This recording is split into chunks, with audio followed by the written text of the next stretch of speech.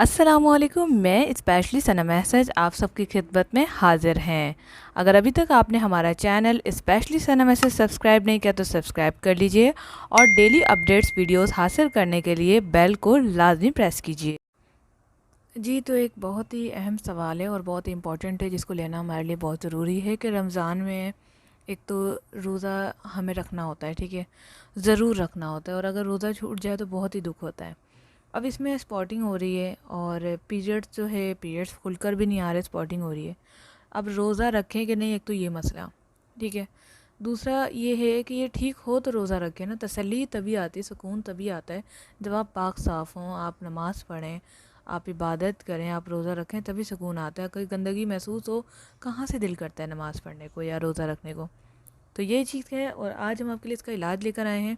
इंशाअल्लाह ताला इसको करने के बाद आप हमें दुआएं देंगे इंशाअल्लाह ताला।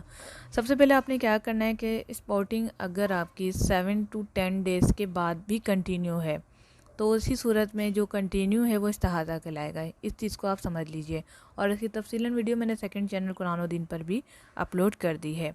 पहली चीज़ ये है कि स्पॉटिंग को समझने के लिए हमें उनके डेज़ देखने हैं। दूसरी चीज़ ये है कि आपको कंफर्म है कि इस्तिहाज़ा है, तो उसके लिए आप ये ट्रीटमेंट ले लें जो अलसी और मीठे सोडे की मैंने बताई थी। इससे कोई नुकसान नहीं होगा। मीठा सोडा सुन के पता नहीं क्यों लोग घबरा जाते हैं, हालांकि इतना तो इंटेक हम अपनी चीज़ों में करते ही रहते हैं। नमक की मिकदार में इसको सिर्फ इस्तेमाल करना है। 1 चम्मच अलसी लेना है, उसके ऊपर 2 चुटकी मीठा सोडा डाल के खा के रात को खाने के टाइम जो है, मतलब खाने के बाद स्पेशली फॉर, आपने इसको लेना है, पी लेना है, और खा के पानी पी लेना है। इंशाल्लाह ताला इससे जो है स्पॉटिंग रुक जाएगी। इसका कोई साइड इफ़ेक्ट नहीं है। जैसे ये सुनते हैं अलसी वो तो गर्म है, मीठा सोडा वो तो ठंडा है। अरे दोनों जब आप लाएंगे तो फिर आपकी क्वांटिटी सेम हो जाएगी ना, न ठंडा न गर्म, और कोई नुकसान भी नहीं होगा।